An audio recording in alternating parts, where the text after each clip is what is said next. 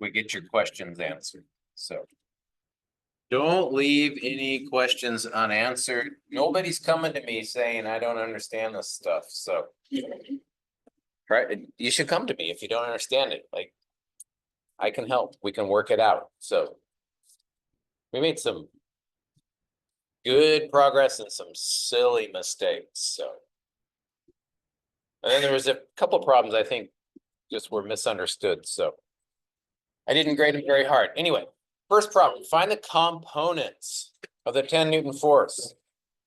I think most of us have this down. So we wanted the components of this one. Some of you are still not drawing the components. So you need to draw them. Like there's a component there. There's a component here. So if you're not drawing them, you're not seeing the right triangle possibly. So draw the components in and label them. Fx, Fy. That's going to help you a lot.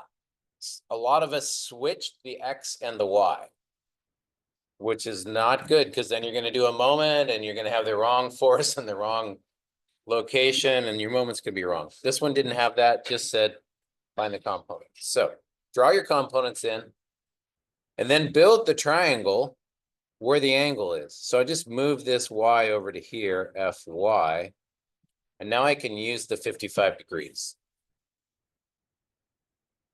So it becomes sine 55 is going to work with the opposite, which is Fy. So sine 55, opposite over hypotenuse, Fy over the 10. Most of us got the numbers and then just neglected to give me a direction. The sign of a force is whether it's pointing up or down, or whether it's pointing left or right. That's it. So this one's pointing down, it's definitely going to be negative. This one's pointing to the left, it's negative. So they were both negative. The 30 Newton one was pretty easy. It's just all vertical. And it has no X.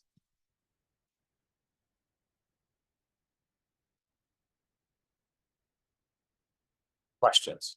All right, we should be good with that. Second one, find the resultant of the force system and where it is on the beam. What kind of a force system? Is it concurrent or non-concurrent? Silence. Concurrent. It's definitely concurrent. It's right here. So where's the resultant? Right here. It can't be anywhere else if all the forces are right here. So I already know where the resultant is. It's at what I labeled C. So it was not labeled. So now you just had to figure out like what it was. And there was two methods. You can do a triangle or you can do components. And I did components. So components says we sum up all the forces in the X. There's only this one. All right, that's the only X force is this Fx of the 10. So that was pretty easy, just ended up to be cosine 10, and it's a minus 707. To get the resultant Y component, because this is what you want Rx and you want Ry. Once you have that, you can get R from Pythagorean gradient theorem. So to get the Y's, we had 30 going up, that goes in the equation. And then the component coming down of the 10, it's a 45 degrees, so it's going to be the same number, but I went ahead and put it in as sine 45 times 10. So you'll see this notation, and that's just folks going through the trig kind of in their head, not writing it all out, but knowing that it's going to be sine of the angle times the hypotenuse. So that came out to be plus 22.9289. We had a big one going up and a smaller one going down.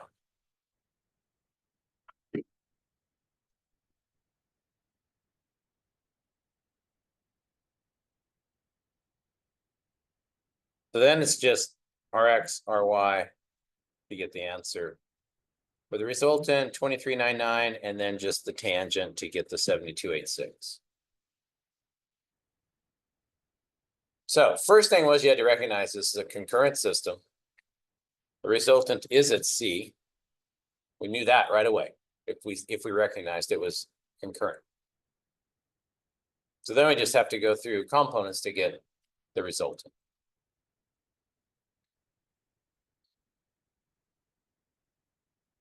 Questions?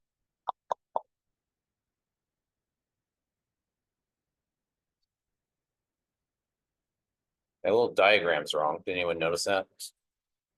Because Ry goes up. Yeah. And here, and here. Well, my numbers are good, but my little diagram's incorrect. So there's that angle 72, pretty big angle. R.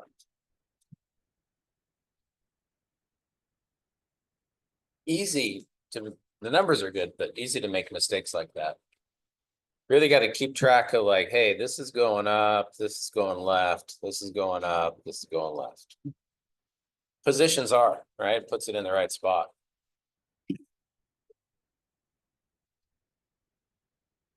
Okay. We're moving on to a new topic today, so I really got to put this one to bed. We're going to use it all, but like, I'm going to ask you to do like a brain shift when we go into this next chapter because it's different. So this, we can't have a lot of lingering problems here. So if there are, come see me. I get paid a lot of money to sit in an office hour and do nothing. So this one, I think this one confused people maybe. So like in the future, if you're confused on a problem, come ask me. Like, this is just a structure. So well, I know one of you thought this was like a distribution. No. It's just like a truss or a frame or a structure of some kind with a couple loads on. Well, I started trying to rules. No, there's not. Yeah. And you're just, right, you're supposed to find the moment about B. So moment is force times distance, which I know you all know. So that means it's like, what are the forces? Here's one and here's one. And what are the moments about point B? 1 times 1, I think everyone kind of saw that one easy. So.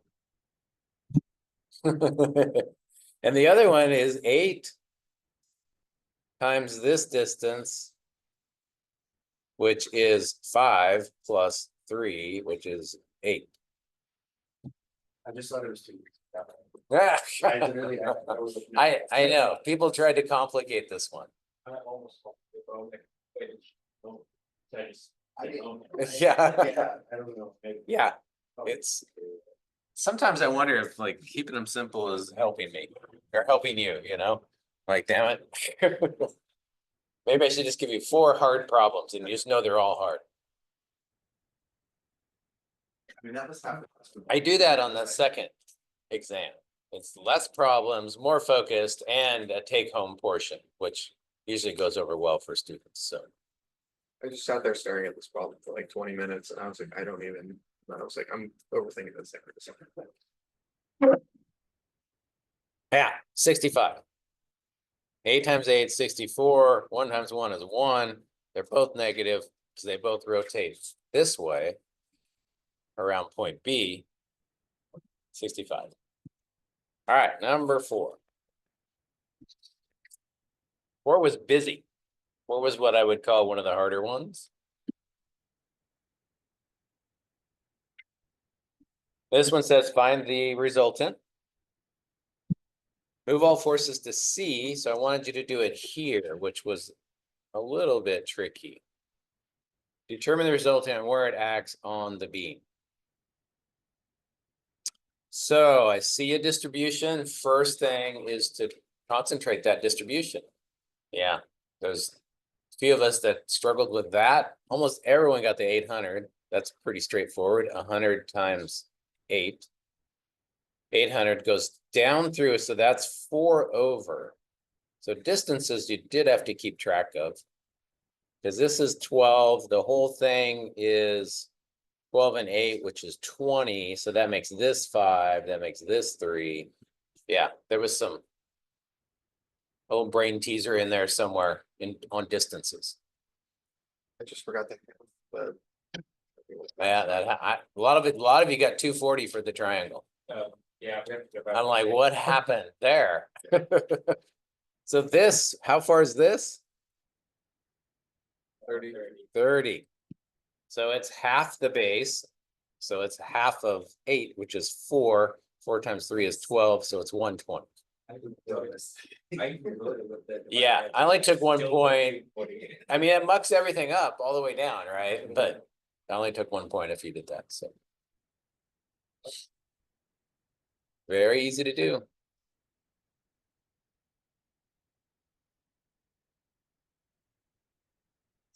The other one that was easy to miss was the 125-pound force. So here's my moments about C. I just wrote it in equation form.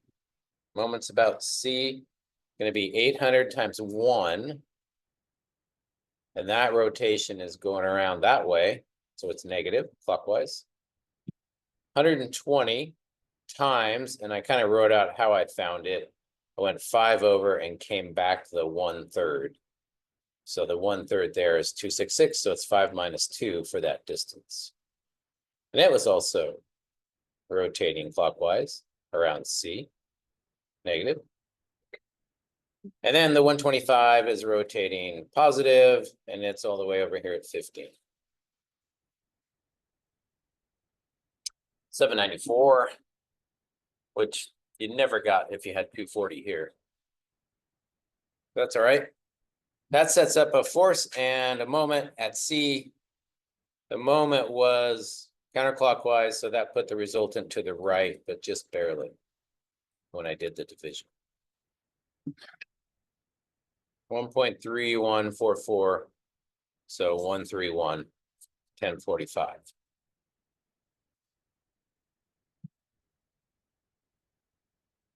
Answer's exactly 120 pounds. Yeah. Yep.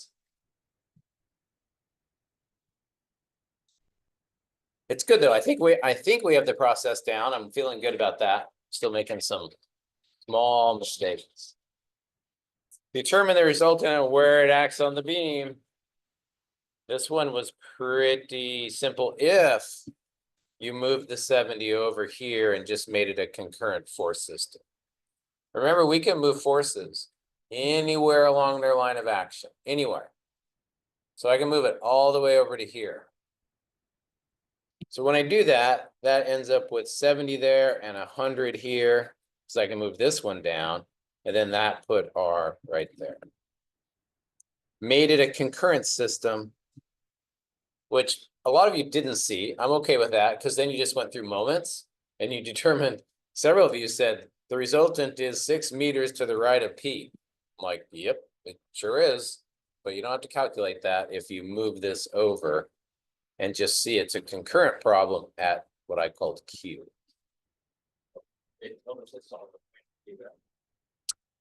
They said, oh yeah, from point P. Yeah. But by observation, you could say, if you noticed it, you could say it's here, 6 meters from P. Yeah, I started like writing it out, and then I was like, wait, it's right there. It's got to be there. But yeah, then it just becomes Pythagorean theorem to get the resultant and tangent to get the angle. So 170. So it was interesting. I think there was a couple of you that had this formula correct, but then didn't get 122. Yeah, I put the Y plus there. So it's like, what? So I circled the equation and said, that's good, but your calculator's bad or something.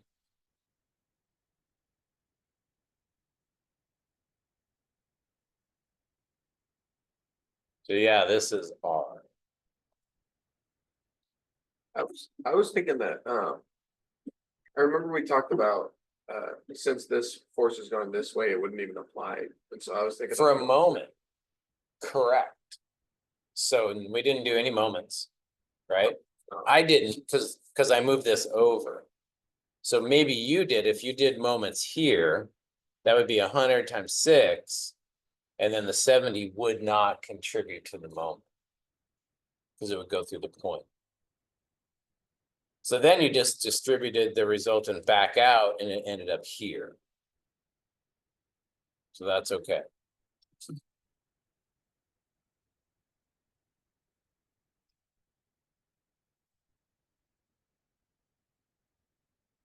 Questions?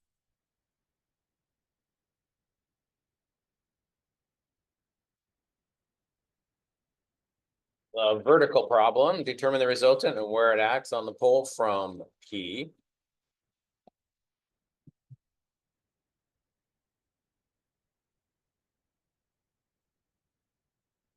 I don't know why I didn't do it from P. I did it to O. I'm not following my own instructions here. So I'll do it. I just go for solving these things. I don't even read the problem, I swear. It's terrible. All right, so if we're collecting everything at P, it should be 1. So the moments, sum of moments about P is going to be the 1 kip times 28 feet. And that rotation is clockwise, so it's negative. And then 7 kip times 60 feet. And that rotation is negative. And then does the 2 create moment about P? Nope. So I could write it 2 kips times 0, but don't really need to. So that gives you the moment down there.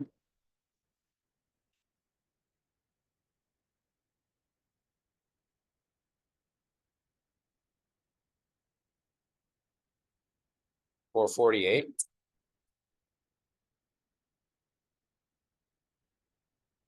Kip feet, and that is rotating negative. So then when you draw the pole, or at least the point, we have this negative rotation down here. And then we have 2 kips coming down. I have all these cool colors now. I should use them. Right? And we have 8 kip going to the right, the 7 and the 1.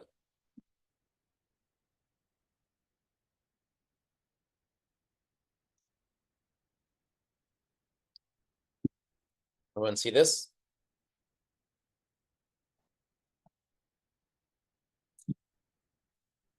Yeah. So we can find the resultant now, just 8 squared and 2 squared square root, right? That gives us 8 point. So R is in here somewhere. It's kind of flat, R. And R is going to equal the square root 8 squared plus 2 squared, which was 8.25 kips. So that gives me the resultant. Still need the angle here. So I did that above with the tangent of 8/2.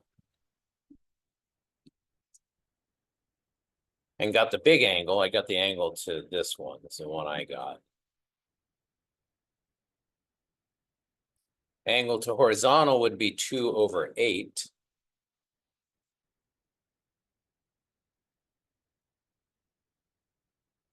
But then we got to move it back up, right? R's got to come out here somewhere. How did I know to move it up?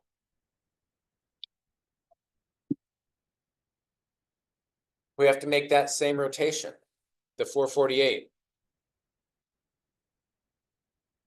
So if R went down, it would not make that rotation. It has to go up to create the same kind of rotation. How do I know how far? D?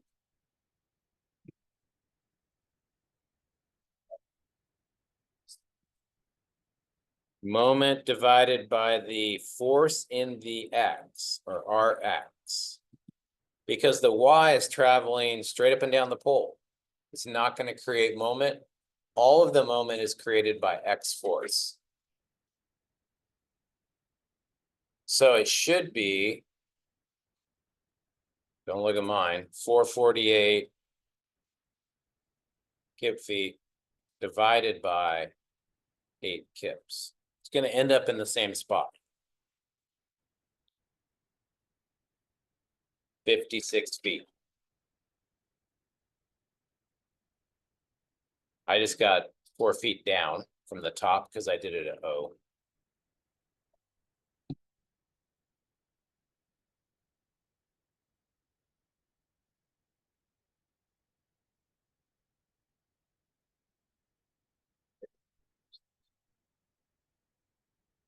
Yep. So resultant A25, 56 feet from O, or from P, from the bottom.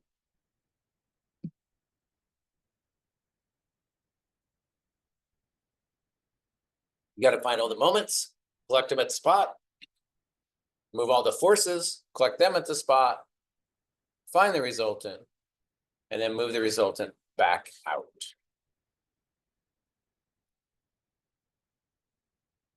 All right, 7 was, again, just a little moment problem. But it did require us to find the components. That was just the easiest way to do it. So the 60 degrees is here, so I would move the X down. Fx there, Fy here. So then the sine of 60, which is opposite, is going to be the Fx over the 7K.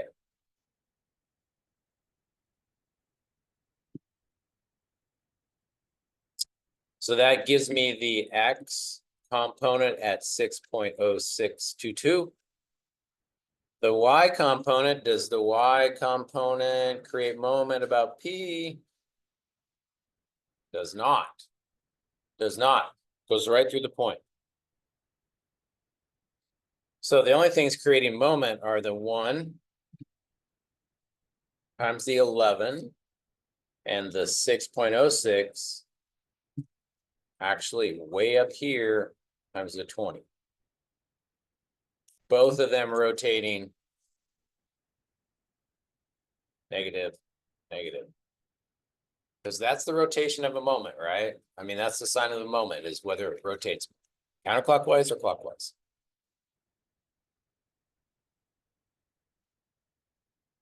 (132.24) moment at P.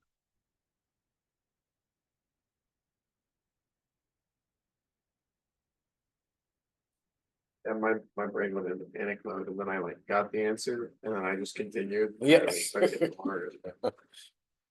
I searched hard for the answers.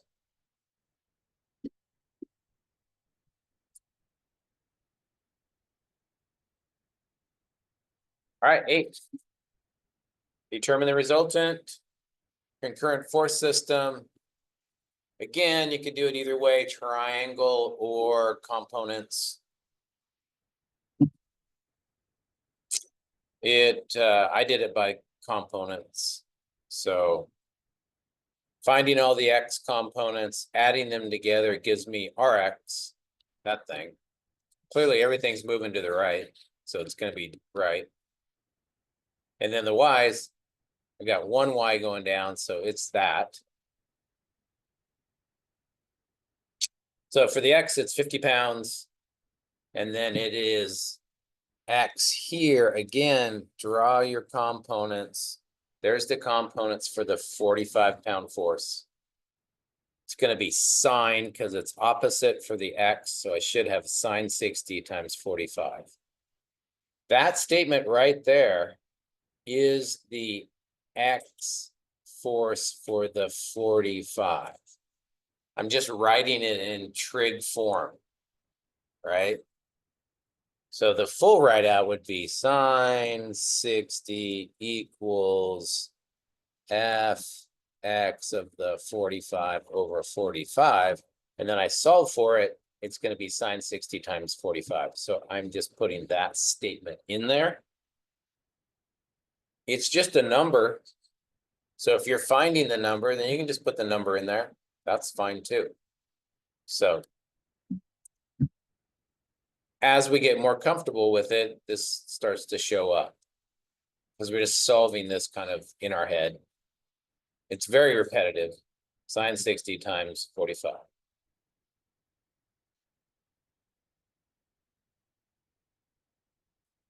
But if you don't see that, then that's super confusing. So if you don't see it, I got to know that at some point, and I need to help.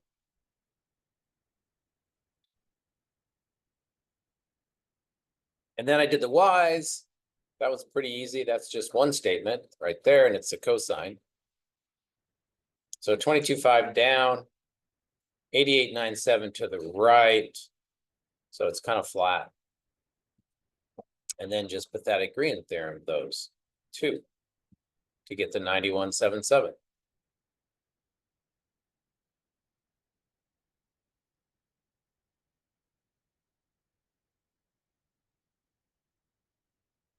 Then you got to find the angle.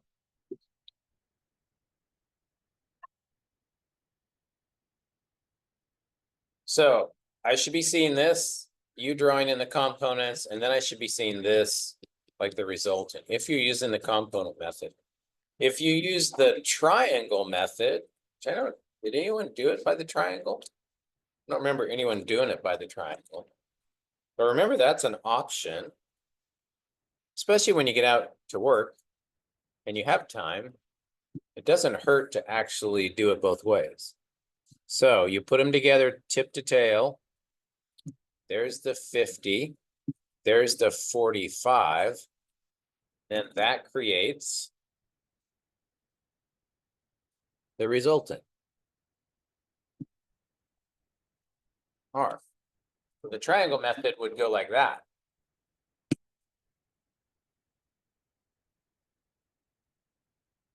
Right? And we know that that angle is 60 degrees.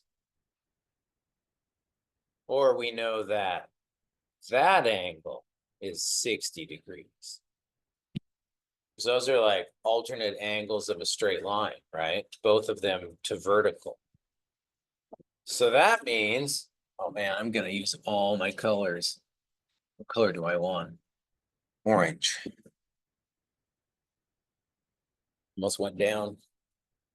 This angle's what? 150, right? 90 plus 60. So then we have side angle side. That's cosine. R equals, that's the same as C equals.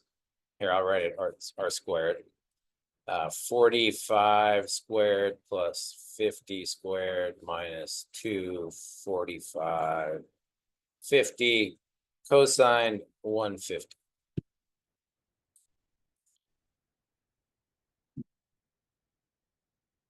So hopefully that generates the same number, 91.77. I want to check real quick.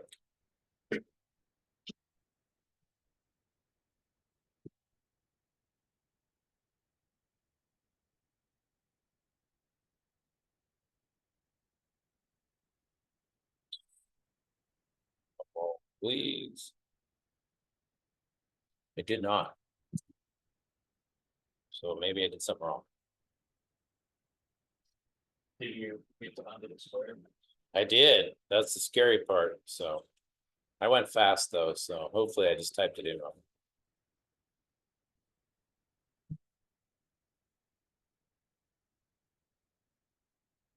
wrong. Yeah. Times minus. Yikes, I'm getting 79. Yeah, I'm getting 91.77. I got 2. Oh, good. We'll just go with your calculators. I don't know what I'm doing. Yeah, so there's always that option to, if given time, do it two ways, get the same number. All right. Concentrate the distribution, locate the force from point A. I think we killed it on this one, no problem.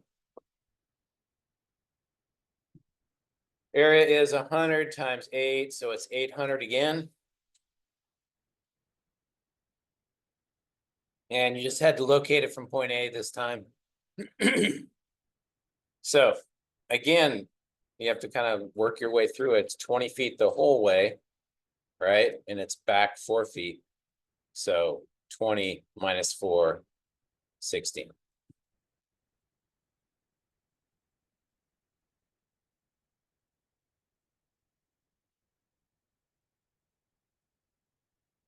Anytime you're given a distribution, you got to calculate the area, regardless of what the distribution looks like.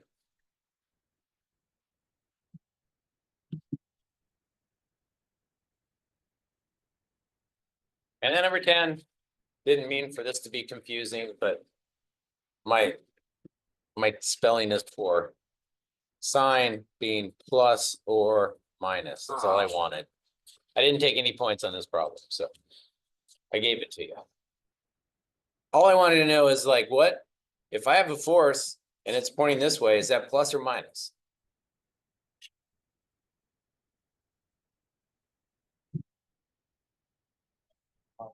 Yeah, it's pointing in the plus X direction, so it's positive. And if I have a moment and it's rotating this way,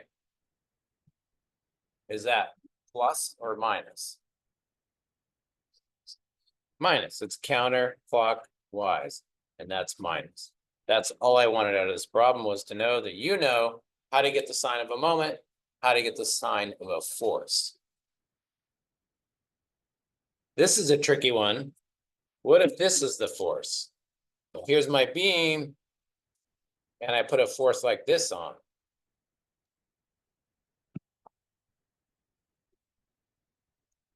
Is it plus or minus? Trick question. Does it have to be, in relation to a point? Not for forces, because forces just, if they point to the right, they're plus. If they point up, they're plus. Right? So is this plus or minus? Both. That's exactly right. Because the X component is doing what? Plus, and the Y component, minus. So yeah, it's both. So if you have forces off of the axis that aren't horizontal vertical, they're going to be both. They could be both plus, they could be both minus, right? But they could be one plus, one minus. It's direction, just which way the force points. All right, if there's any problem that you think you deserve points on, like, oh, he took too many points or he shouldn't have took points, the way that you can handle that is you literally have to write up your discussion. You have to write it up, like in full sentences on the exam, and then resubmit it to me and I'll relook at it to score it. I'm happy to do that because it makes you think about the problem again. So anytime you want more points, write it up, resubmit it, go for it. One of the homework assignments, the one that we like graded ourselves, Yeah, in the grade book, it says like. out of I 30 fixed it. points. Oh, okay. yeah. Cassidy already, she called it this morning. All right. Yeah, you all got like 20 out of 30, which tanked your homework. Like, great. Yeah, it's good when it goes the other way. Like I give you like 30 out of 20. Then all you get, you're all like, oh, I got a 140% in that class. I'm doing pretty good. Till I fix it. Okay, a lot of us forgot to turn our homework in, so. If you have the homework from, last time, you can turn it in, get rid of it. I'll grade it and get it in. Some of you just put it in the grade book or in Blackboard, so that worked also. If we put in Blackboard, would you want Oh, us? you don't need it, no, I don't need it. Only if you didn't submit it. Perfect. Perfect. I don't know what happened. After the first talk, everybody got it. I know, it's like, what is happening with you? I don't know. And then I got 16 for the magnitude of some mistake. You I had think I just multiplied the 8 with. yeah, you had a bad calculator moment. Happens. It's all good. Nobody tanked the thing, that's good. I grade it pretty easily. I don't know if you sense that or not, but I'm not looking I'm not looking to fail anyone. I'm looking to see that you're getting the knowledge. Like, maybe it's not all perfectly formed yet, but if you're getting it, I'm happy with that. All right. Yeah, there's a lot, like 10 problems, some pretty long, Well, it's jumping around like content, you know. if you miss one thing where it's a negative or a positive. Yeah. One goes off. Yep. You could get everything else right. I mean, it's math, but it's. Yeah, and it's not easy at this point, but it gets a lot more complicated. So you really have to get to where you're working through the problem, like super methodically. Fortunately, when you get out there, you're not working alone, like people are gonna go over things, but it is so hard to find a mistake that somebody else has made. Because your brain just flows right through with it. Yep, that's a positive moment, or no, that was not a positive moment. You're supposed to be able to catch that kind of stuff. That's, I think, even harder. So like on exam 2, I'll give you a problem that's worked. And I'll say, find the mistakes. Ooh. Oh, it's horrible. It's like, whoa, it looks good to me, you know, you're just going through it. Yeah. No, so it's just a super straightforward, like a moment problem. You know, normally the mistake is in the distance for a moment or in the rotation. And that's all. Because the force is pretty straightforward. Most of them. So yeah, The best way to solve that would be just like to avoid, work it on, yeah, just to completely work avoid it. the- Yep. Don't look at it and just work it. That's exactly right. All right, chapter 4. Ready to like blow your brain up a little bit? This is gonna happen. Chapter 4. Yep. Yeah, and it even has some terminology that seems similar, but it's not. So chapter 4 is equilibrium.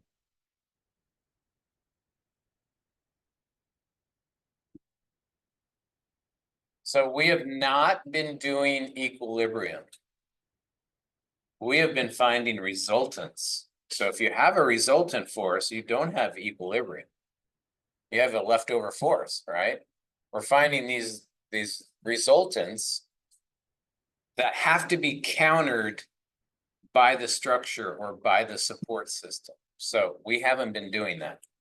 Now we're going to do it. So if we have a problem like this, that is going to be very familiar, where we have some loads coming down, 40 pounds and 60 pounds. And then we always had these supports that we just ignored. So now is the time we're going to start to deal with the supports, right? If I said find the resultant, I need some distances in here. We'll go 6 feet and we'll keep it easy, 6 feet. Here, I'll give you a second to write it down. I just like to paint the picture of where we're going and why we're going there before we start. So chapter 3 was find the resultant, right? That's what we just did for 3 weeks, 4 weeks. This is the 5th week. And how did we find the resultant? Just talk me through it. Yeah. What? Some of them. Yeah, pick a spot. Hey. And we summed up all the moments, right? And then what did we do?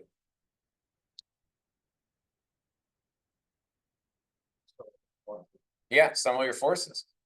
Moved everything to A, right? Summed them all up. That gave us the resultant. What's the resultant in this problem? 100 pounds. Which way is it going? Down. Yep. Everyone with me so far? Just talking through it? And then where is it on the beam? Well, we'd have to find that moment, right? And then we'd have to move it back out. Okay, that process is still good. We're gonna use that process. But we have 100 pounds coming down. We need 100 pounds going up. That's equilibrium. When all the forces in a direction add up to 0, that's equilibrium. So equilibrium is if I add up all the forces in the X, they've got to equal 0.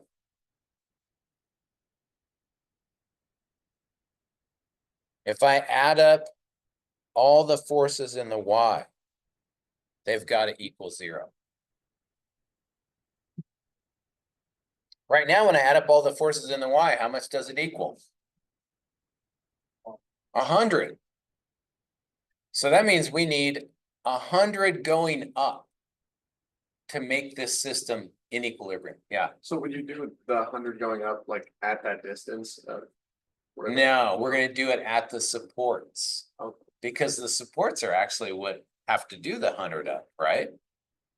Don't this roller and this pin, they're the ones that have to carry the 100 up. They got to hold it. This whole building weighs, I don't know how many kips, a whole bunch of kips. What's keeping it from just going down? The foundation, the earth, is keeping it from going down, right? So this building's not moving, it's in equilibrium. 10,000 kips going down, the earth must be pushing up 10,000 kips.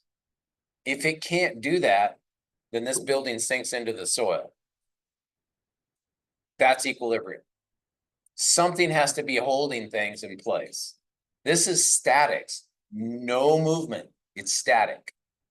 Okay, so that means these two supports, they've got to be pushing up at 100 pounds. But how much is here and how much is here? That's what we want to be able to calculate. That's what equilibrium does for us. We put everything in equilibrium. Unless you're in chapters 1 through 3, in which we did resultant. So we didn't even know about equilibrium, right? So the last one is moments. That has to be equal to 0. In other words, when the wind blows, there's a moment on the building, but we still don't want it to move, right? So we need the moment to stay equal to 0. So when the wind blows really hard on our really big easterly winds, why doesn't the building rotate? Same reason, the foundation is holding it solid. The structure, the walls, the way they're built are holding it solid. Okay. And yeah, it's rigid, it's stiff, it's able to resist the moment of wind. Even when the ground shakes in the United States, we resist that moment. If it's a relatively new structure. If it's a 100-year-old structure, then we didn't even think about seismic back then, right? Other countries, they don't deal with seismic as well, especially the third world countries. When they get an earth shake, damn near every building collapses because they're not accounting for moments. We are. The moments have to be equal to 0. Everything has to be equal to 0. That's equilibrium. Okay. This table, are there any loads on this table? Yeah, what are they? Gravity. Gravity, right, but what, like, the book, does it have weight? Absolutely. That's a load on the table. The computer, does it have weight? Yep, everything has weight that you see on this thing. All this weight's going down. I bet it's 40 pounds of weight coming down, right? Why is it not moving? Well, because it has these legs going down to the floor, and the concrete floor is definitely able to carry 40 pounds. Right? What if I took a F-250 Ford truck and set it on the table? What do you think is going to happen? The table wants to hold it, but there's too much load, right? And all that load just folds it over or collapses it.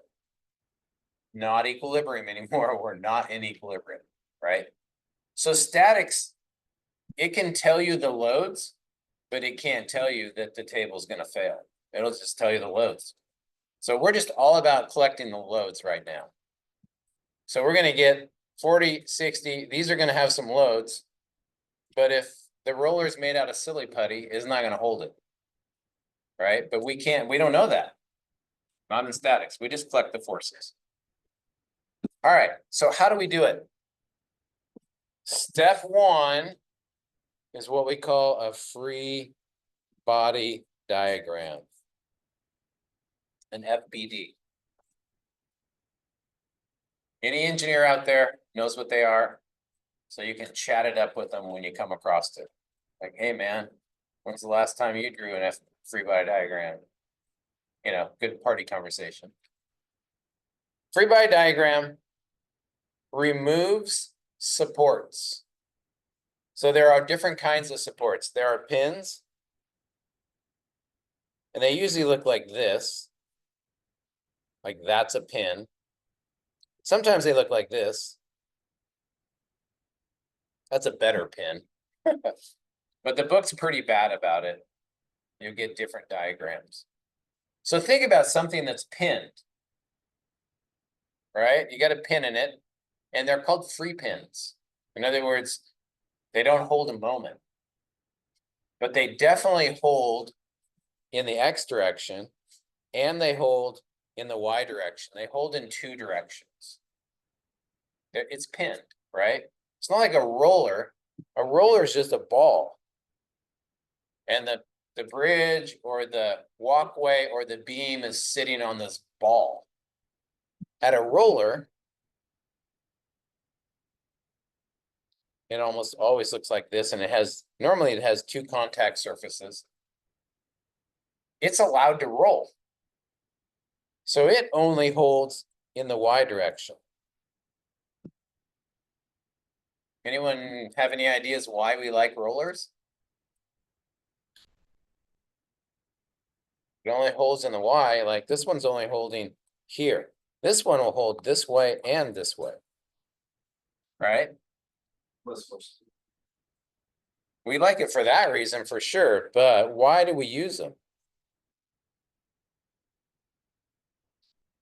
Allows for movement. That's exactly right. We want to allow for movement. When the Fremont Bridge, the big bridge in Portland, when it gets to be 130 degrees, that bridge moves over 2 feet. Expansion, thermal expansion. It wants to grow 2 feet. When it gets super cold, it wants to shrink. If you don't allow it to move, then that incurs thermal stresses, and that's bad. Thermal stresses are big. We don't want thermal stresses. We want those just to be absorbed by the environment. Yeah. I know it's not thermal stress, but is that kind of like cars, how they try to, you want crumple because. Absolutely. Yeah, we want to absorb that energy. Yep. That's exactly right. All right, so these are called reactions. Reactions, reaction. Not to be confused with resultants. That's what will happen. It'll say find the reactions, and you'll go to find a resultant. It's like, nope, not a resultant. Just put resultants away for a while. Shuffle those in the file cabinet. Now they're reactions, and they are at the supports. So there is one here, there's one here, and there's one here. There's 3 reactions in this problem. I made them red, tried to make them red, because they're different than external forces. Right? External forces are given 40 and 60. Reactions we build. Right? We take the roller away and we put in one reaction. We take the pin away and we put in one reaction. Or 2. Pins get 2, sorry. So they're all here in the book. Chapter 4 is a good one to read. If you haven't read a chapter yet, this is a good one. Here is our pin down here, and it gets 2. two reactions, pin holds in two directions. Here is our roller, and it gets one, and it's always perpendicular to the surface removed. So here it's a horizontal surface removed, so it goes up. Here it's a sloped surface removed, so it goes perpendicular to the surface. This is what the reactions are doing. If we took the foundation away from this building, we'd have a bunch of reactions going straight up everywhere around the bottom of the building, right? If I took the concrete floor away from the table, I would need two reactions going on. There may be a little friction between the concrete and the table, which gives me an X force, but not much. I can move it super easy. So this surface would probably be considered a roller, like kind of free to move in this direction, not free to move in this direction. Okay, so if they don't give you friction, don't assume there is friction. There are friction surfaces. We will work with friction. There's a cable or a rope or a chain. That's a support. So here's the rope. Again, a free body diagram gets rid of the support and puts in the reaction. And it puts in what the reaction's doing. Okay, so this body, it has weight down. Agreed? Most things have weight. Yeah, yeah. So it's got weight down.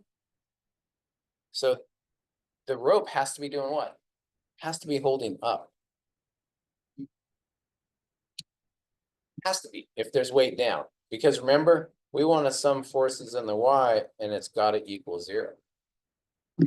So if this thing weighed 100 pounds, how much load's on the rope? 100 pounds. And that's what we need to know. Because if that rope's rated for 400 pounds, we're good. If that rope is weighted for 10 pounds, we're bad. But we got to have the load. We got to figure it out. So cable, rope, chain, wire, anything like that.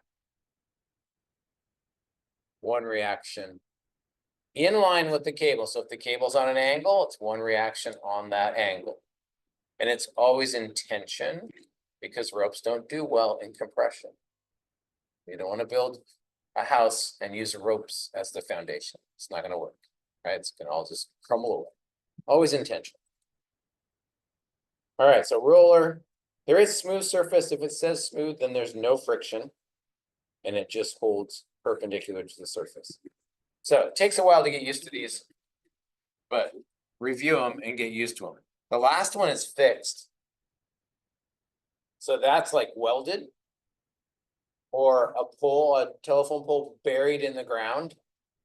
It's fixed. It's like solid or put in concrete.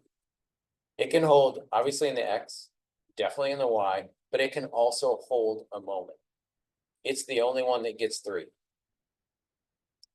reactions. All right. These are called free body diagrams. You'll take the problem and you'll redraw it. And you want to capture everything that's given. Everything that's given first. So here's the FBD for my problem that I made up. Should just start with just getting everything down that exists. And this is an easy mistake, is that we miss one when we're transferring over to our free body diagram. Distances too are also any points that are labeled, everything should go in to the free body diagram. Angles, everything. What does not go in are the supports. We're getting rid of the supports and we're putting in reactions. How many reactions for a roller? 1.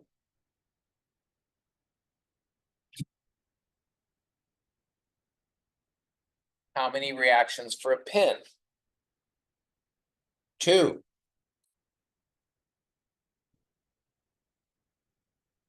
you want to think about directions and you want to make a guess. So this reaction at B, I'm guessing goes up. But I don't know for sure. I mean, everything's coming down, so I'm guessing B's got to go up, right? So you make the guess, and it is a guess. When it gets complicated, you will not know. You will not know which way this goes. Okay? So just guess, like, oh, I think it goes up, so I'm going to make it up. The notation for it, we call it BY. So if it's at B and it's in the Y direction, we call it BY. If it's at A and it's in the Y direction, we're going to call it AY. This one's going to be AX. What do you think about AY? Which way should it go? Oh, I agree. And then what about AX? Who knows? Are there any other X forces? No. So who knows? I'll point it left. So it's a, You have to pick a direction. you do need to pick a direction. Yeah, they're going to go in the formula. So if you don't have a direction, then you don't know if it's positive or negative. Cause the way of picturing that kind of like, if those were to go down this direction, like that's, If it was to move, what's going to keep it from moving, right? So if it was to move, how would I stop it? Like what would it need to? Which way would it need to go? It's not critical that you get it right, because when they get more complicated, you won't know which way they go. The math is supposed to tell us like if we're right or wrong. So we'll get to that. But right now, we just want to be able to draw this diagram, label it correctly, make our guess at directions, and that's it for now. We just want to be able to draw it. Okay. These are the reactions that are putting it in equilibrium, right? Down force, up force, those are fighting each other. The next step, which we're not doing yet, we're just drawing this, but the next step is we literally are going to apply these equations. Right? And I'll show you how that works right now, because if I said, okay, adding up all the X forces, it's got to be equal to 0. So what are the X forces? Huh? Just AX. And I'm going to write it minus AX. Are there any others? In the X. Because we have to think really like separate. We can't be looking at Y's. We can't be looking at anything else, just X forces. There's none. And the equation says it's got to be equal to 0. So if there is only one force in a direction, it's equal to 0. It has to be. AX equals 0. So that's where we're going. We're going to apply these equations. We're going to try and figure out what these are. But right now, we're just drawing free body diagrams. Okay? Good so far? All right, let's do a couple out of the book.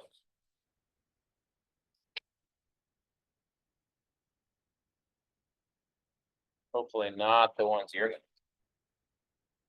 You're going to do 1, 2, and 6.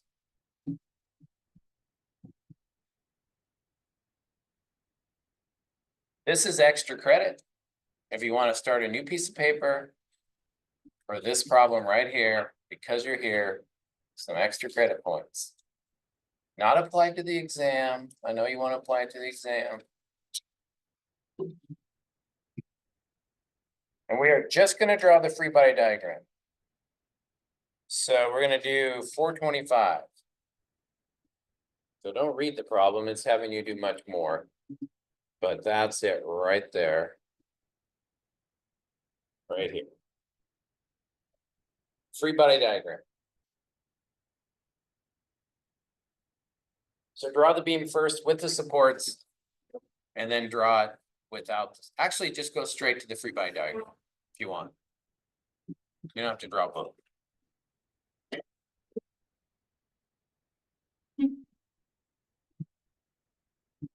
Any opinions? 25. That one, right there. 25.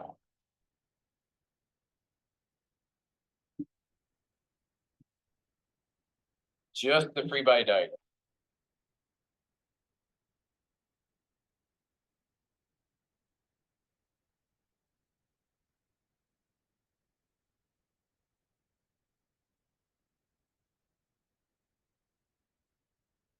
Gotta be perfect for extra credit. We labeled perfectly.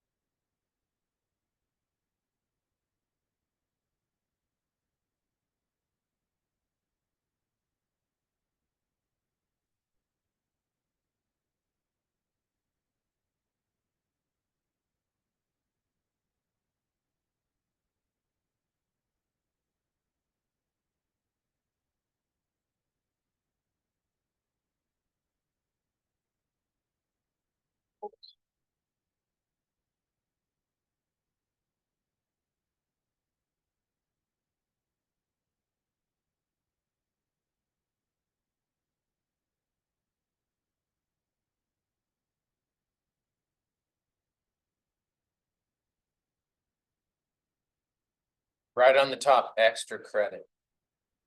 Make sure your name's on it.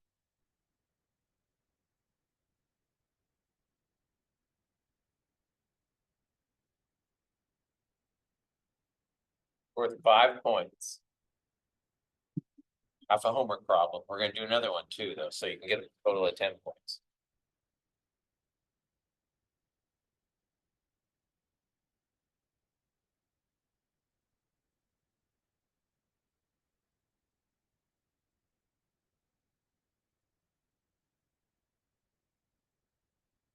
Got it?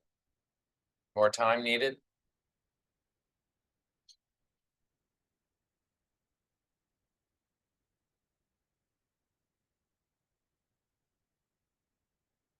Okay, what do we have at B? Yeah, we have a roller. Roller gets one reaction. Should be vertical. What do we have at A? 2. It's a pin, it gets 2. So it should look something like this, right? All the distances are in there. All the forces have units. We got BY going up, we got AY going up. Direction, it's okay if that's wrong, doesn't really matter, but this simple problem, we should be able to figure out everything's going up. And AX, left or right, we don't know, but it's there. 3 reactions. AY, AX, BY.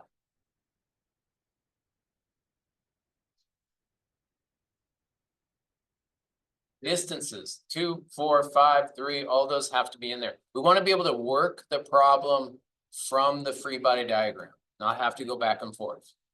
You're just putting the reactions on the things that are not in relation to the forces at all. No, not, you get direction from the forces, like I'm getting BY going up because I see all this coming down. Yeah, but it's not. That's just. Yep. Good so far? You get it? They're called free body diagrams because you remove the supports and this thing is just floating free in space. So when we do the analysis, we cannot have the supports in there. We got to get rid of them. Okay, all right, one more. This one's a little trickier. 19. This one. I want the free body diagram of the strut. So you can do free body diagrams of different things if it's got multiple pieces. But I want the free body diagram of the strut. This one. All right, go for it. That means you draw the strut, right? And you get rid of the supports and you put the reactions in.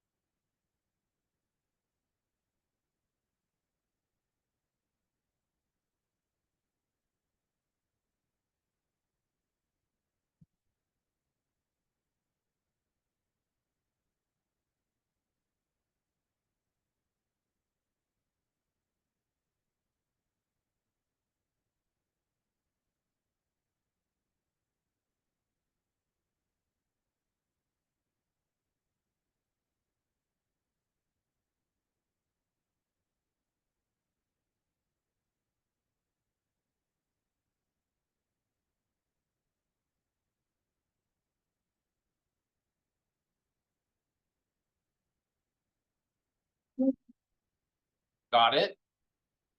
Need more time?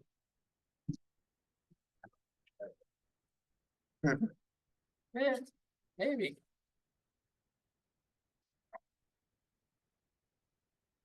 People still scratching on their paper, so I'm gonna wait.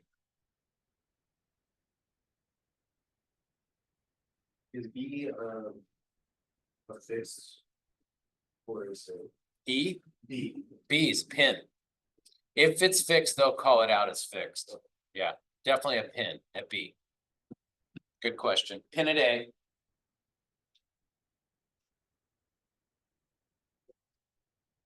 Or some kind of connection at A. Maybe I should not call that a pin. Is that a, it's not a pin to the wall or something. It's free floating out there.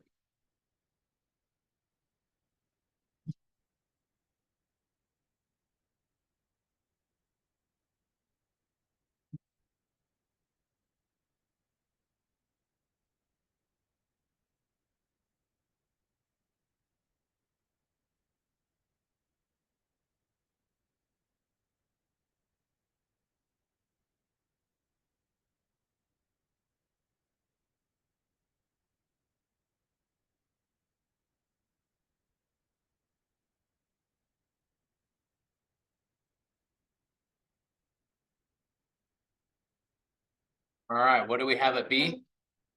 Pin, we just said that. How many does a pin get? 2. So you should have an X and a Y at B. Because a pin gets 2. What are the other supports on this thing? A cable. How many for a cable? 1, and it's in line with the cable. And it's doing what the cable is doing to the system, which is always pulling tension, right? So the only thing keeping this strut from rotating and falling down is this cable, and which way is it pulling? Up. It has to, or the strut's gonna fall down. So you have to position yourself at the strut, not at the wall, at the strut. You're doing a free body diagram of the strut. So it must feel the cable pulling up on it, correct? It's gotta feel that. So the first thing I do when I draw a free body diagram is I just get them in. I just draw it. And I don't put arrowheads on it until I get them all in. So I have the 2 that you said, and this is gonna be what? BX, this is gonna be BY. This is a cable. You label it however you want. I'll label it C for cable. But it does not get an X or Y because it's not on the X or Y axis, right? It's at some angle. That's not what the. Mm-mm. And it's definitely pulling up. So I'm gonna put that arrowhead in. And notice what I did with this, with the weight. Is this a support? Is the 500 kilograms a support? No, it's a load. It's an external load, and we know what it is. So don't put it in as an unknown, put it in as a known. 500. Is it kilograms? Yeah, kilograms. So if you know loads, we don't want them to be unknown. We need that number, so put that number in, right? All right, which way do you think BX goes? Because we need to make a guess at this. Well, if it's going against the wall, right? Huh? So to the right, remember that we're gonna want all the X forces to fight each other. Right? We wanna be X, sum the forces in the X has to be equal to 0. So which way does the X go here? Right. Yeah, so this one's gotta be left. Again, it's okay if you don't see that. The math will correct us. If we do the math correctly. Right? All right, what do you think about BY? Which way? Go. Yeah, it's pretty hard to tell. It's actually impossible to tell. How come? Does C have a Y force going up? It does. And we know there's 500 coming down. Which one's bigger? I don't know. I have no idea which one's bigger. I have a sense, I kind of have a, like, I'm guessing here that BY goes up. But that could be wrong. That's just a guess. All the distances are in. I got my 12 meters, my 5 meters, my 7 meters. That's giving me some angles. This, though, is going to be definitely a more difficult problem. Because I have unknown forces in the X. Right? This component of C in the X, I don't know it. And BX, I don't know it. I have one unknown force, By in the Y, and then I have another unknown force, the Y component of C. There's a lot going on here. Well, this will be a more difficult problem. If you solve that. Yeah. Absolutely. Yep. That's where we're headed. The end of chapter 4 will be grinding these kind of problems out. So there's a couple different strategies. Components is one strategy. Are we gonna be balancing the equations? Yep. Set them equal to 0, and then we're solving for unknowns. Yep. The other thing, and I'll just toss this out, this will be maybe a little confusing, but remember, when we're doing equilibrium, there is no resultant. Right? We want to put an equilibrium, so there's no resultant. Resultant equals 0. Because some forces in the X equals 0, some forces in the Y equals 0, some moment equals 0, so therefore the resultant is 0. Right? Has to be. So that means if there's 3 or 4 forces and we add them all together, it equals 0. It has to equal 0. There's no leftover resultant. So one of the strategies is we can build triangles because there is no resultant. If there's 3 forces, that's got to close, meaning no resultant. So there's a couple different methods that we can use, but moments is the big one.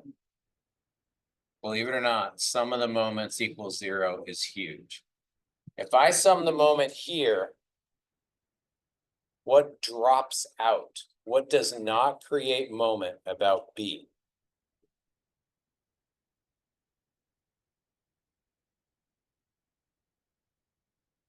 What was the rule? If I take my finger and I push on the hinge, Excellent. it doesn't create a moment, right? So any force going through the point does not create moment and will not be in the moment equation. Right? That makes sense? So does BX create moment about B? Nope. Does BY? Nope. Both of those are gone from the moment equation if I do moment here. Does the 500? Yep. And does the C? Yeah, but there's just C. C's the only unknown. So I can solve for C by doing a moment here. That's where we're headed. Okay? Because we need to know what's the load that's on C. Like, I need to design this cable to carry the load, but I need to know the load, right? All right, free body diagram. That's all we're doing so far. I think you have 3 of them to do. Make sure your name's on it. Give yourself out of 10 points, however many points you deserve. And then we will call that extra credit, and I'll get it in the grade book. And we are done. Good luck on your free body diagrams. You have 3 of them to do. 1, 2, and 6.